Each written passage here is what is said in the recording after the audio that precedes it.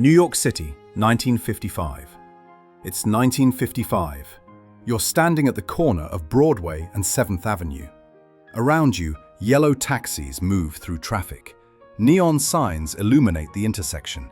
Above your head, large-format billboards advertise products and entertainment. People move past in business suits and hats, carrying briefcases. No one's stopping. This is Times Square, and it's not a place for gathering. Let me take you back. New York City in 1955 is not the city you know today. There are no pedestrian plazas, no pedestrian-only zones. This is a city designed for automobile traffic. Broadway and 7th Avenue serve as major traffic corridors. They meet here at Times Square, creating a major intersection.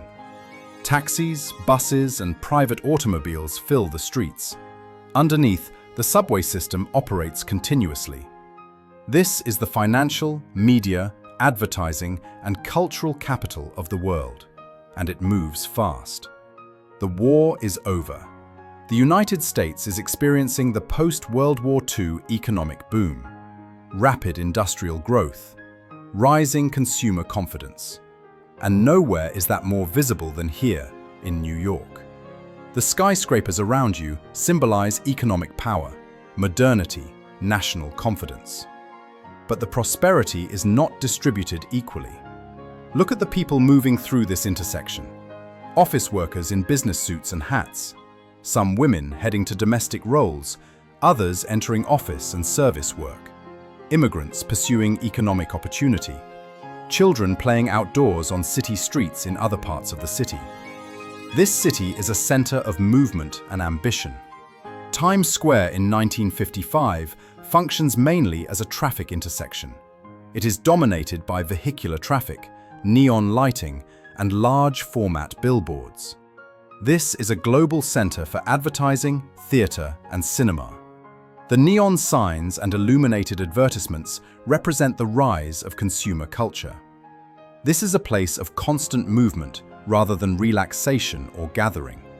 A few blocks north, Madison Avenue serves as the center of advertising agencies and brand strategy. Men and women there are studying consumer psychology, understanding what drives purchasing decisions.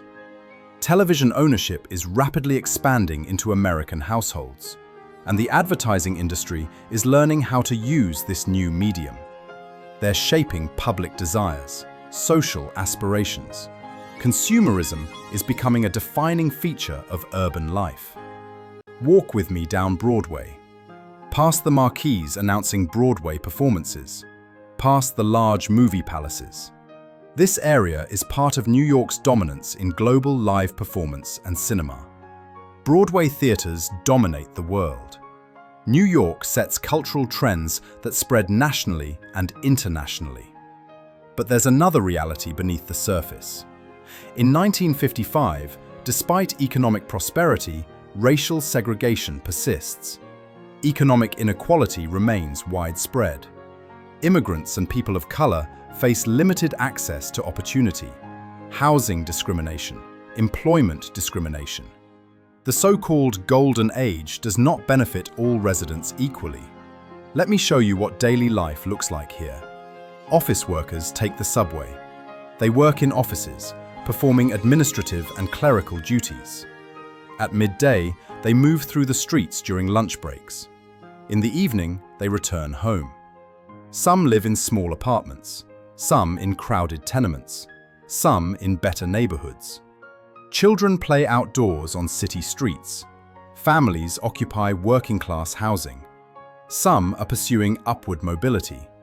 Others face barriers that prevent it. This city offers opportunity, but not to everyone. Now look up. The neon is fully lit. Billboards display advertisements for products, films, Broadway shows. The signs are large and illuminated. They dominate the visual landscape. This is advertising at its most visible. This is consumer culture taking physical form.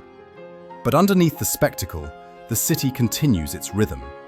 The traffic keeps moving. The workers keep working. The the machinery of commerce and industry continues. What you're seeing here in 1955 is a city at a particular moment.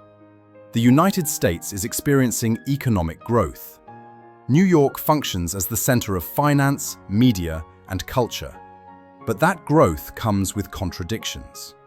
The people who work in this city, who operate the subways, who staff the offices, who maintain the buildings, many of them face economic limitations. They work in a city that promises opportunity, but delivers it selectively. The progress visible in the skyscrapers and the advertisements is real, but it is not universal. And that gap between prosperity and inequality, between promise and reality, exists here in 1955. I want you to stand here for one more moment. Observe the traffic, the neon, the movement. This is what a major global city looks like in the mid-20th century.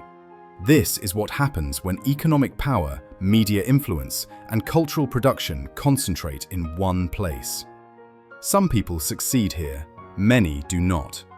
But the city continues to attract those seeking opportunity. Because that's what this city represents, and that's what it offers, however unevenly. New York in 1955 is a city of speed and motion, of ambition, of consumer culture, of dreams versus reality, of progress accompanied by inequality.